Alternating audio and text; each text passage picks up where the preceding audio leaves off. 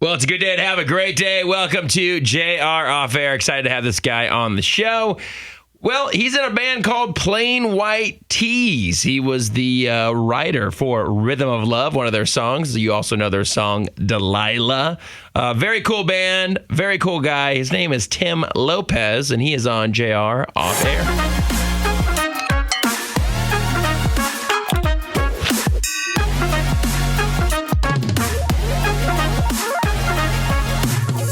Well, Timmy, good to see you, buddy. How's everything going? Yeah, man, things are good. Yeah, really very good. Nice. So I just saw you not too long ago. Plain White Tees were doing a show in Florida. That was really cool to see you and catch up. Hey, I wanted to ask you, how did things start with Plain White Tees? Tell me the genesis of the group. Well, it started before I was a member. Okay. There's only one founding member remaining, and that's Tom, the singer. And the band started in basements in Chicago as like a high school cover band type of situation where, at that time, I think, some of the biggest artists would have been like Weezer, Nirvana. So that would put them back to like 96, I think is when they started. Is that right? I think that's right. And because he would have been in high school. Yeah, 96, I think, is the year the band started. They would, just rip on cover songs. And I think Tom kind of attributes a really horrible car accident that he was in to taking the band more seriously and starting to, incorporate like his own life experiences into writing songs, and started to get feedback from friends and small local shows that they were really loving the stuff that he was really personal with. Right. Was that kind of a second chance thing for him? Like he was thinking, man, I'm lucky enough to survive. Was that what? I mean, yeah, it very well could have been that. He actually, he was chucked from a van on the freeway.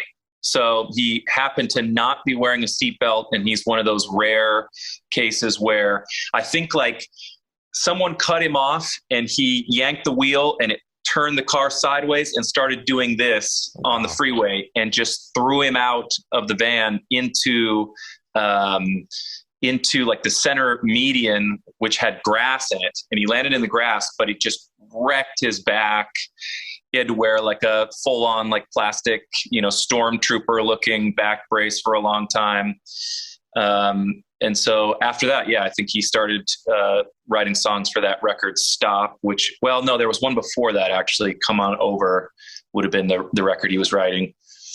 So that was kind of the beginning of things for them. Just built up a local fan base around Chicago, playing any show that was offered. Right. And at that time, I still wasn't in the band, but they said like, their ultimate goal was just to play a venue in Chicago called the Metro. Okay.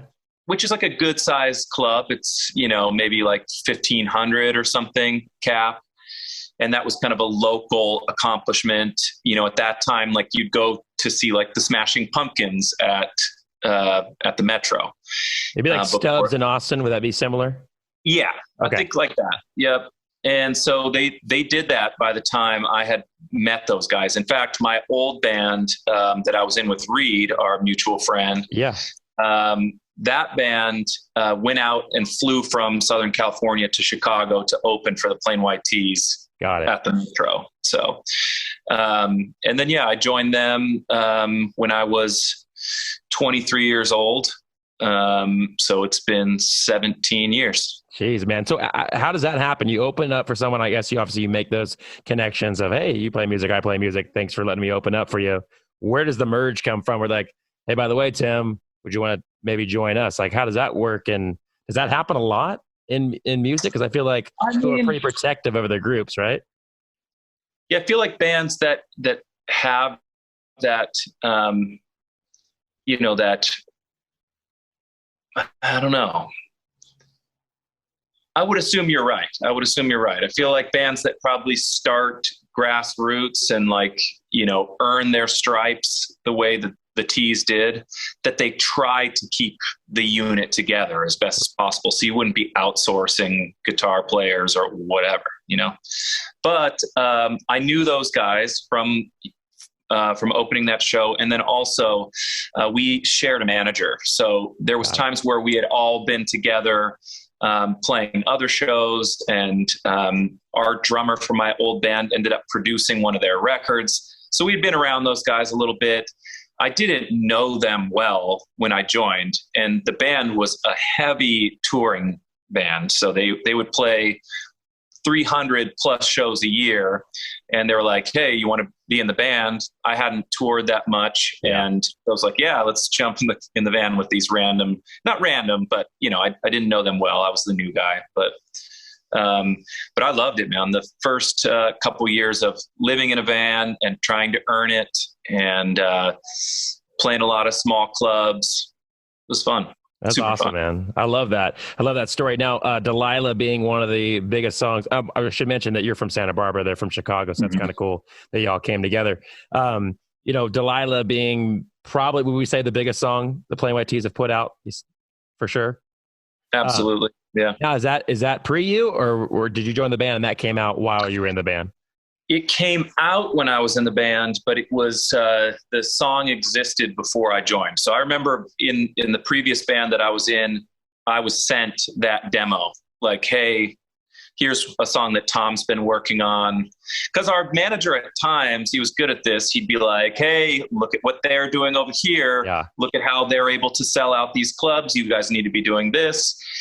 Tom's being very proactive. He's, being prolific. He's writing a bunch of material. Why aren't you guys turning in songs? That type of stuff would happen with our old manager in order to develop the band.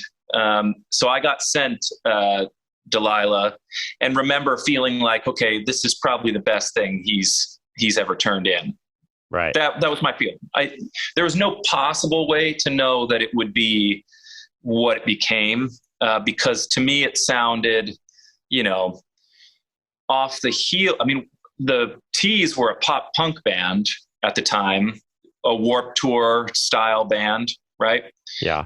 And of course, ballads sometimes break through, and you can have massive success with ballads, but the climate of music didn't seem like, oh yeah, that's a smash. Like you just wouldn't have called it. I don't think hardly anyone would have called it. Dude, I could tell you that right now because I was working in San Diego on a top 40 station, and they said, hey, we got this new song, Plain White T's. And honestly, I would come out of a Rihanna song or, back in the day, like a Lupe Fiasco song. And then, hey, by the way, there's a new song, Plain White T's, Delilah. And it was such a smash, such a hit, and somehow found its way into commercial success.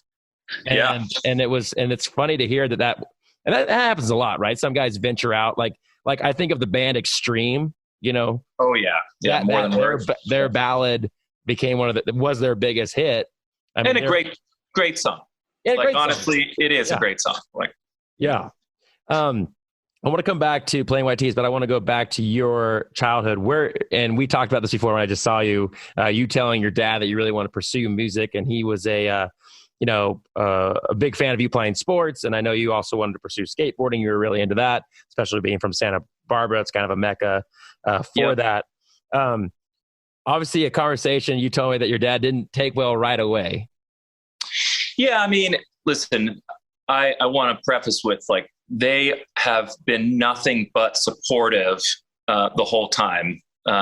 We didn't have a relationship where it's like, hey, Dad, I need you to financially support me so I can do this. We just went out on the road. So at least I did not become any sort of burden to him, and they were super supportive. They have been along the way. We were nominated for Grammys for Delilah, and they both were there, both my parents. Oh, cool. But at the time, I'm sure he, and intelligently so, saw the risk or the odds of success versus failure, because that just is a truth, right? Like most people who think that they're going to make it in the music business do not. That's probably accurate. Acting, modeling, all that stuff, entertainment, all those things. Yeah. Right. Yeah. And also, I mean, I didn't, he had seen in our previous band, that, you know, we were dedicated. We worked very hard. We had a major label record contract within, you know, a year or something. So It didn't take long for him to feel like, okay, the boys know what they're doing, kind of thing. But at the same time, when I first brought it up to him, you know, I think our biggest father-son bonding throughout my entire youth from like age 5 till high school was baseball. Yeah. And he just spent endless amounts of hours with my brother and I, coaching each team and, you know, pushing us hard to be as good as we could be at that sport. And I think because we shared that our whole lives, or my whole life till that point, he was invested in that in a way that hurt when I let it go to say, like, at first it was skateboarding. You know, I skateboarded every day from 6th grade until I was at City College in Santa Barbara. And that one for sure, I bet he was just like, dude, don't get too caught up in this. For one, like, most people's bodies can't withstand doing that for a long time. And then also, it's certainly not the most lucrative pursuit unless you are probably like in the top, you know, 1% of skateboarders, you know, so. Well, it's cool, man. It's cool to hear that, you know, and like you said, you've told me before, like, he was definitely supportive. I think the better way to phrase that was caught off guard, maybe. Yeah. And I mean, I think that we just, like, it was like saying goodbye to an era between us, you know, like, we still connect over baseball. We're both huge Dodgers fans, and we have a group text that's like my dad, my uncle, my brother-in-law. Everybody still, you know, connects through baseball, which is good. I mean, we love it. But that was like the end of a father-son era, which has to kind of hurt, you know? Sure. So. Well, I can tell you that from my experience of going into radio, which is a little bit different. Like, I'm 16 years in now, and my dad still goes, hey, you know, you'd be great at sales. You ever thought about going into sales? I'm like, yeah, this is a career. I'm pretty much in it, you know? So it's just funny how that kind of old school thinking, but again, very supportive, just like you said, your dad was, and all that. When did you realize, I know you told your dad that, you know, this is what I'm going to pursue. Was there a time that clicked in your head that said, hey, I can make a living out of this? Yeah. The best thing about it for me, and the thing that made it an easy decision, was my first band. I was almost there in support of Reed. Okay. So my friend Reed was writing songs from the time that he was probably like 15, 16. We both went to high school together. There was a venue in Santa Barbara that we used to go out to, and I would watch him play, and all the kids from high school would show up, loved Reed's band. And so I got to kind of watch him kind of demonstrate how it can be done. And he was good. I mean, he's a poetic guy, good melody writer. So even at 16, he was kind of showing signs like, I can do this, and people are going to be interested in what I have to say. So I joined his band thinking, like, I believe in this guy. He's a friend, but I believe in him. And I kind of acted as, like, you know, a support role. We wrote a lot of our first record together, him probably writing like, you know, 60, 70% of it, but we lived together. So I was there, like, you know, working on those songs. And like I said, we got signed to a major label off that album. It wasn't like a massive deal or anything, but because we were such a baby band, they gave us a contract that was at that time, I don't even think they do this anymore, but it was called a development deal, where they were like, hey, we like what you're doing. We want you to quit your job and do solely this. Here's the amount of money we're going to give your band per month. And we want you to play X amount of shows per month. And we want you to write as much as you can, because we are going to, you know, try to grow your efforts. Right. And so I think that was kind of the moment where I was like, oh, like, it makes you realize like, okay, this guy over here is no different than what I'm doing over at Reed and I's apartment. It's just like you have to stay in the creative mindset. And if great ideas come, good. If bad ideas come, good. Just keep working kind of thing. But I felt like we made such big strides in our first little effort that I was like, okay, like this seems doable. It wasn't until being in the T's that I learned that, I mean, there was definitely times where I lost faith that it was going to work out the way I had hoped. One being that, the musical style of the T's at that time was like I might have been wrong here, but I didn't think that it had the potential to be massively successful. I just didn't. Like, I thought that pop punk bands lived in a pop punk world and didn't leave it, and didn't, transfer over into like pop radio or hot AC radio. What would have been like a really big pop punk band at that time that we would know? I mean, that's the thing. So like at that time, you certainly had Green Day doing it. You had Blink-182 doing it. And then our peers at the time in Plain White Tees, right when we were becoming successful, Fall Out Boy was crushing. And I mean, like we opened for them on a couple of club tours, and like they were at such an early stage that we would be opening for them in like a 600 seat room. Wow. So like a small sweaty club, they're just going nuts, on stage. Crowd is, insane. Mm-hmm. And there's the T's doing a much more like kind of cleaned up pop punk. Right. Fall Out Boy was really ruckus back in the day, like, chucking their guitars over their heads and all that stuff. So yeah, I mean, there was examples of it working. I just didn't like I said, we were on tour for like 300 days of the year, living on like $10 a day. That's what we would give ourselves. Like, here's $10, go get yourself some Taco Bell 3 times a day or twice a day. And it was hard to believe that it was, we'd see like small little incremental increases in the fan base. And then it wasn't until Delilah was released on an indie record. MySpace was a thing. Okay, I was going to ask you that, yeah. Yeah. Delilah got really big on MySpace. We put out the indie record with Delilah on it, and that indie record sold I think it was like almost 100,000 copies or something. Wow. And at that time on a label like that was a really big deal. And so that gave us the attention of a few major labels. And then once we were on a major, they went straight for the radio campaign with Hate and then Delilah and Our Time Now on that first record. And that's what blew up the band. So I had a little bit of flux there where I was like a little bit dejected and didn't know, like, is this going to be my thing?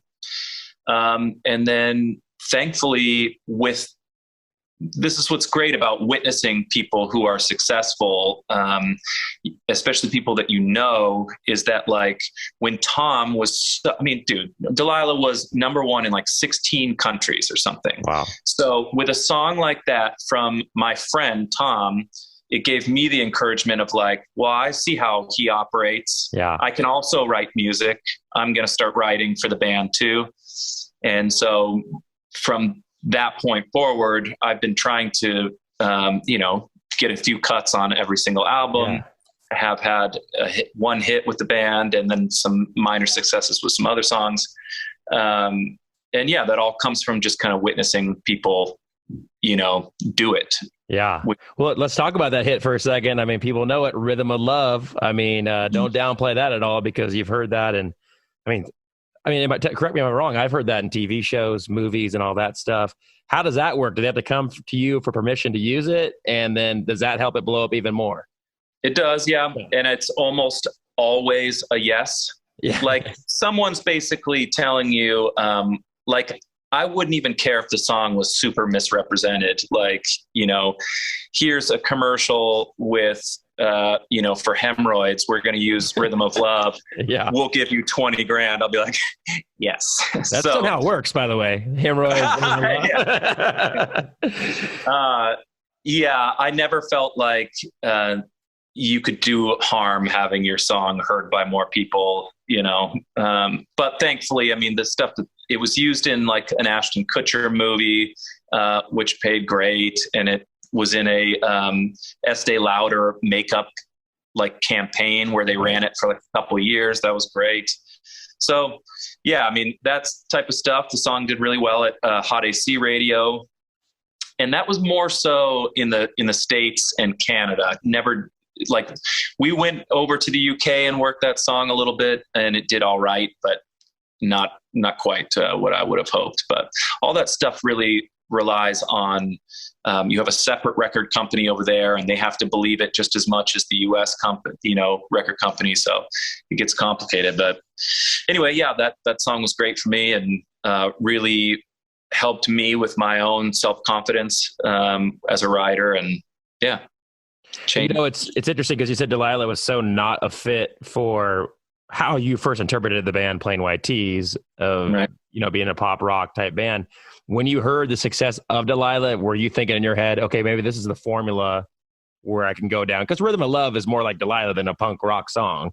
So, absolutely, or a pop rock song, or whatever you want to call it. Did you feel like, okay, that's kind of our lane then? Is that kind of where you were thinking? It's interesting. I mean, we've talked about what our lane is and had such a hard time actually sorting that out, because Tom has always had an acoustic song on most records. There even back to the early ones, pop punk, for 10 of the 12 songs, and then a couple little acoustic ideas that are maybe more personal to him or something. And they always do seem to get more popular than the other ones. So that probably is our lane, but I wasn't really thinking about that when I wrote the song. I write on an acoustic guitar almost always. So sometimes you can hear what you're playing and feel like, okay, this belongs on an electric guitar ultimately. But sometimes when you're just kind of playing around and going through chords, and I like to slide a capo up and down on my guitar and change positions and just wait for my ears to kind of feel like something sounds original or sounds pretty or whatever. And that was just a song that came out. So it wasn't really intentional, but it certainly did after, it went Delilah, and then 1, 2, 3, 4 was our next big hit, which is like a top 5 Hot AC song. And I think worked a little bit at top 42.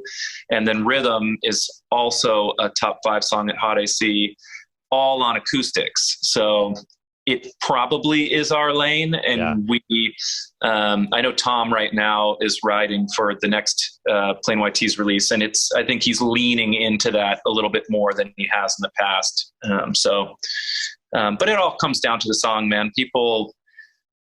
You can write a garbage song that sounds like, a C+ version of Delilah, and it's not going anywhere, Right. So. No, it's a great song. And, it's so funny to now have a friendship with you after hearing those songs and hearing them for the first time as a guy who's working in radio and being like, all right, let's see if this is going to work. Cause we don't know. We got to see how it's, how the audience interprets it or takes it. But it's really, really cool to see that blow up, and that song changed your life. I mean, would you agree with that? Absolutely. Yeah. In a really crazy way. I mean, in all the traditional ways of like, making a fast buck and, being able to afford a house, which I couldn't before. And then, like I said before, like confidence wise, huge. And then also the whole reality show thing where I met Jenna. Jenna being your wife, for people who don't know, Jenna being your wife. Jenna's my wife, yep. Who I met on a reality show. That opportunity was given based on the success as a writer, right? Like they're not, if I had nothing going, besides just like what you see right here, like No, but like you're a what, name, and there's people that you can market you in that yes. way. I got it. Yeah. Like you can't just knock on the door at NBC and be like, I'm a good guy. Yeah. I think that I should be your bachelor, Yeah. type of thing. So the song was working right at that time. Perfect opportunity for the A&R guy at our label, which was owned by Disney, which is in, it's connected to NBC.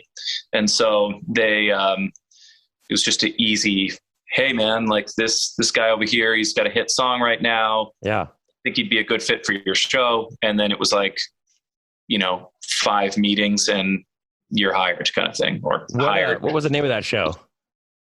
It was called Ready for Love. You can stream it on Amazon if you're interested, and I you know what? I recommend it.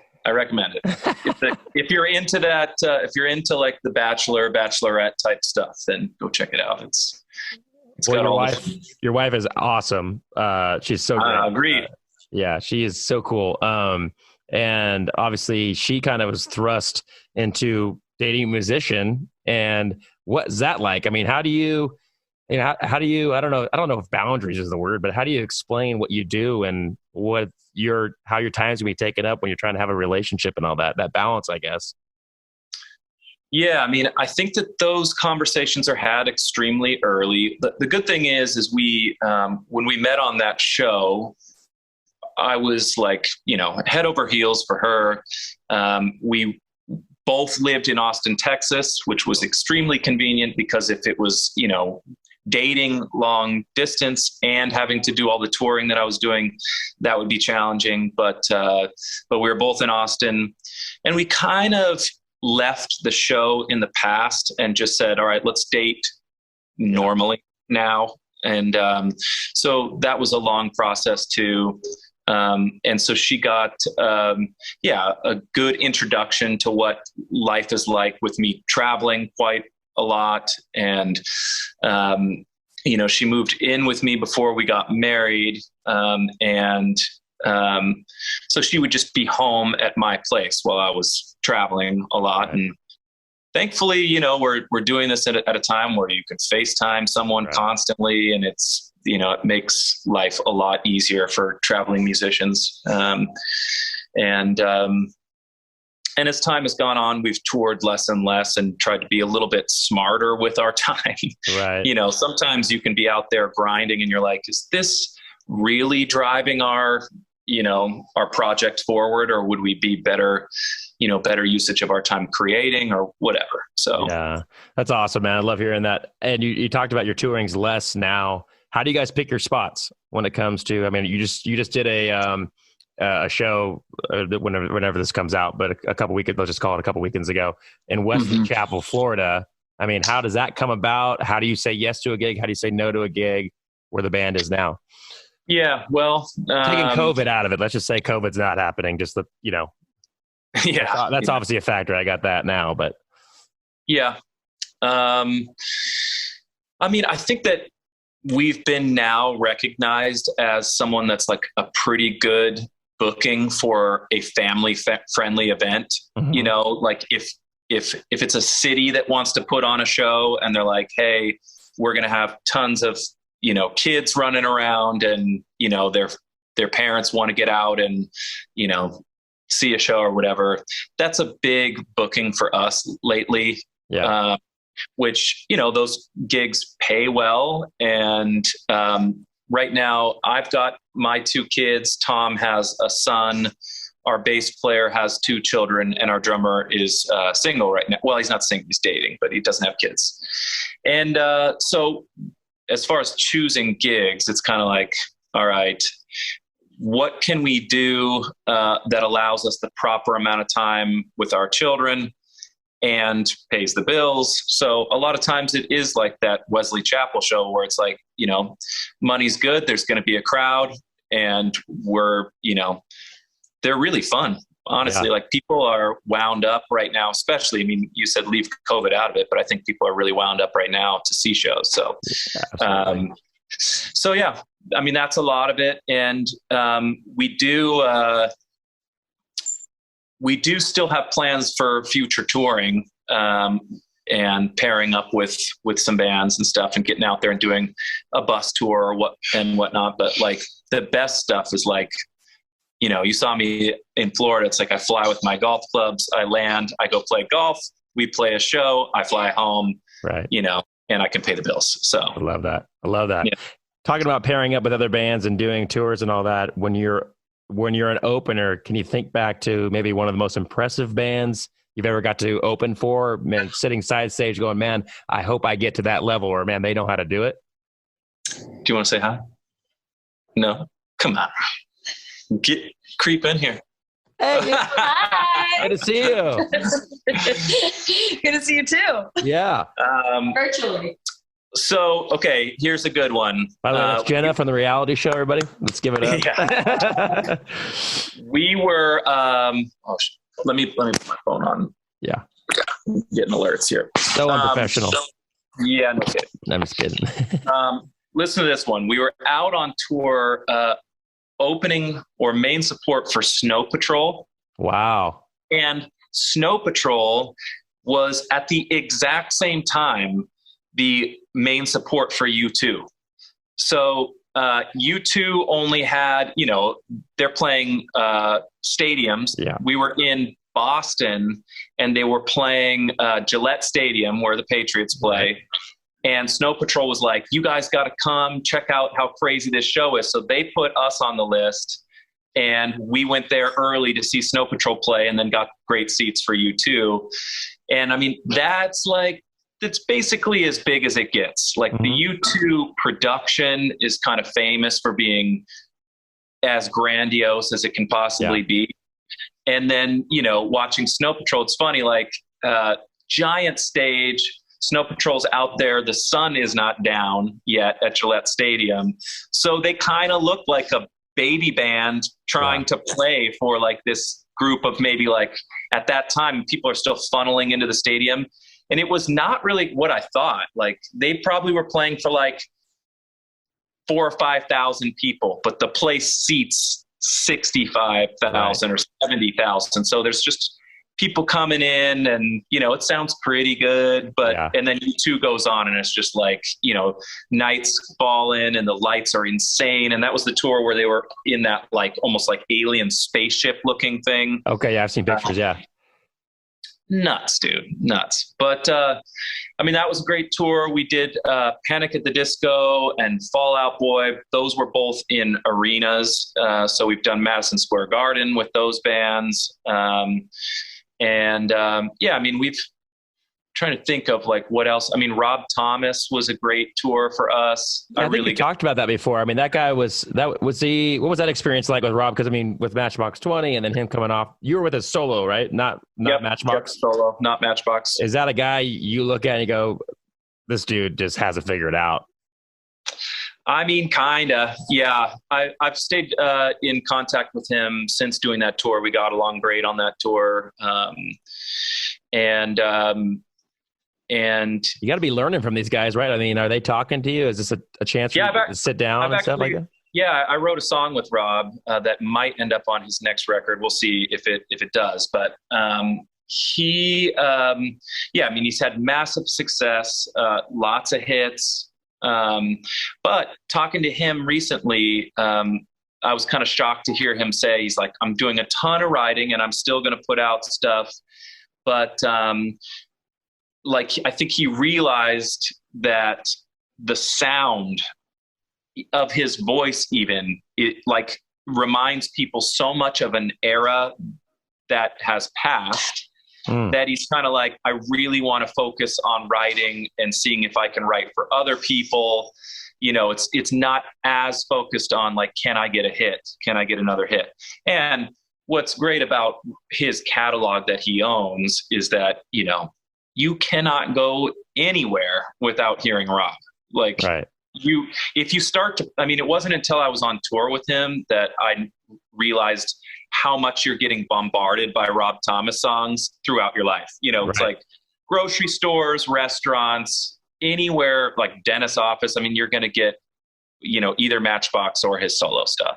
Yeah. So I don't think that he's in need of Yeah. of a hit, but success is a drug. I mean, it's really hard to wean yourself off of success. You know, I think, like, once you taste it and then you think, okay, I've done this multiple times, especially in his case, like, it's got to be aggravating if you don't get it, you know. Okay. And he's put out a couple of records recently that certainly, you know, have not reached where he was in the past, but they're great albums. I mean, he's got really good songs on those records. So you just have to, we've talked about this in the tease, and I think this is an interesting point, is like, if you go the spans of a decade and you look at what happens in music, like, you know, from the 50s, which is a definable musical era, into the 60s, into the 70s, or say the 80s, which is super definable with its like electronics and that are period, you know, specific. And Michael Jackson was the biggest possible thing that you could get out of the 80s, or say Hall & Oates. Right. And then you go into the 90s and it's all about Nirvana. So those two things are not alike at all, but that was the massive trend shift. So for us in the tease, it's like, we've been in a band together for over 20 years, multiple decades, going into like our third decade. And it's like, okay, so are we a band that spans multiple decades of musical styles and the shift that is happening? I mean, we are not Billie Eilish, you know? So it's an interesting thing to consider as a musician. Like, do you have like an expiration date, or do you just keep on plugging? And, you know, certainly a great song can change the course of your band again. So I was listening to a podcast that Dave Grohl was on, and he was talking about how he went from Nirvana and didn't really say much because you had Kurt Cobain, and you weren't going to bring your ideas to Kurt. I mean, he just had it figured out. He was their drummer, right? And then he comes into Foo Fighters, and that's where he kind of gets to express himself more, and it's kind of a lead man. And then he talked about how now he takes his kids to like a Billie Eilish show when Billie first comes out. And he obviously is not Billie Eilish, you know, that's not his band.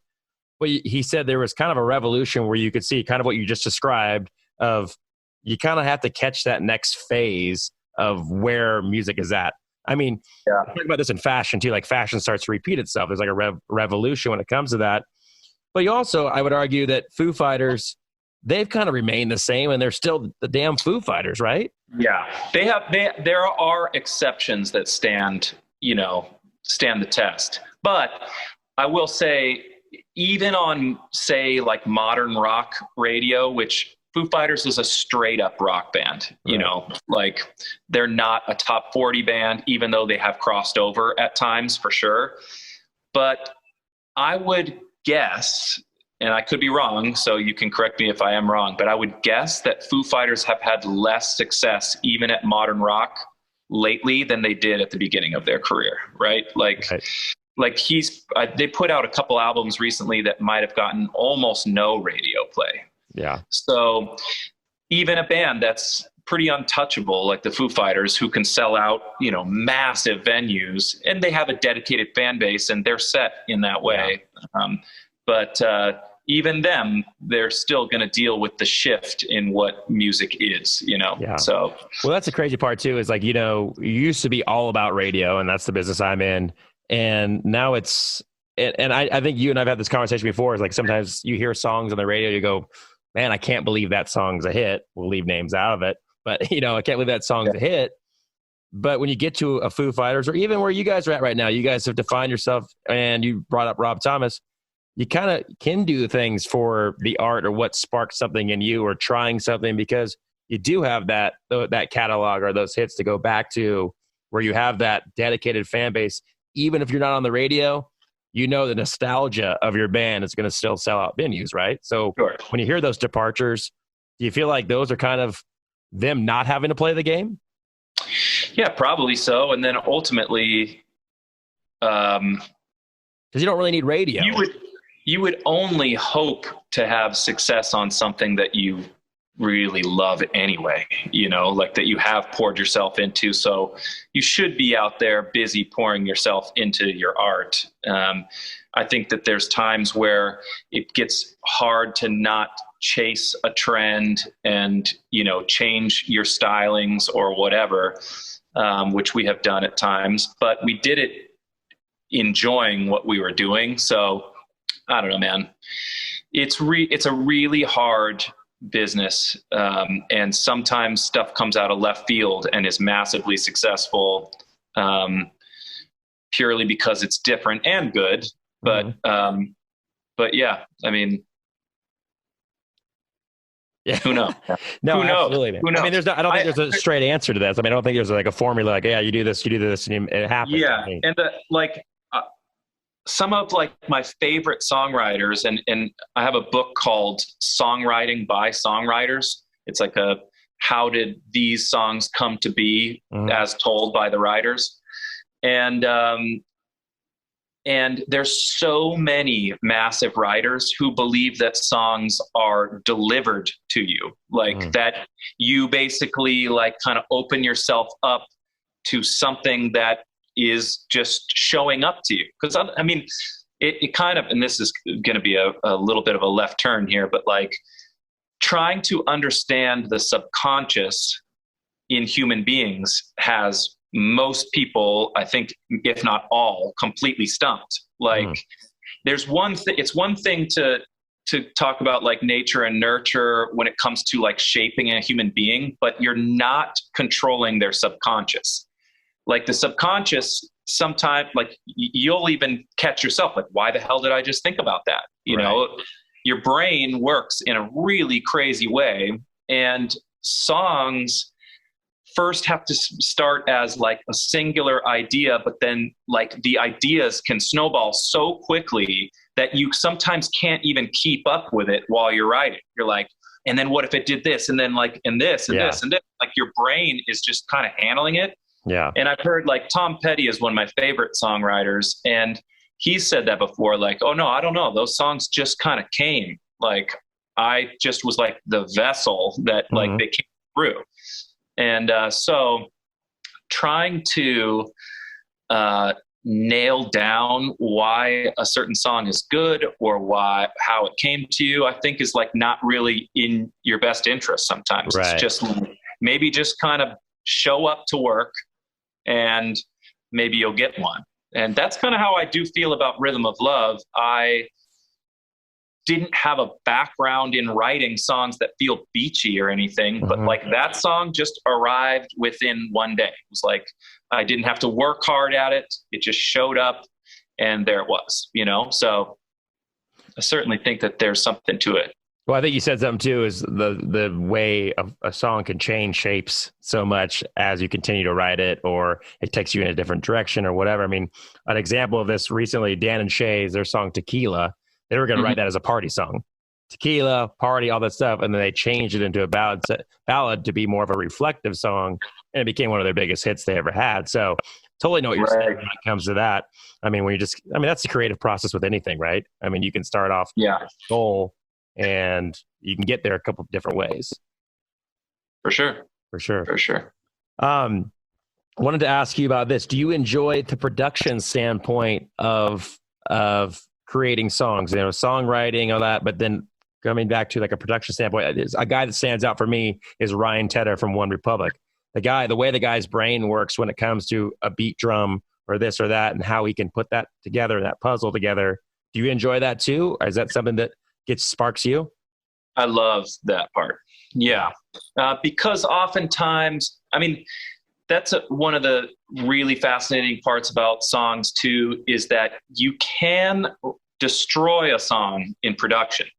Like you might have a song that feels great on guitar, and usually a song that feels great on one instrument is bound to be, I think that it has, its chance or whatever, right? But you can wreck songs by choosing the wrong production style. Even one wrong sound can put off, the ear of the listener or whatever. And I do really like demoing songs and getting them to a point where I'm like, so this is how I wrote it, but this is how I hear it in my head.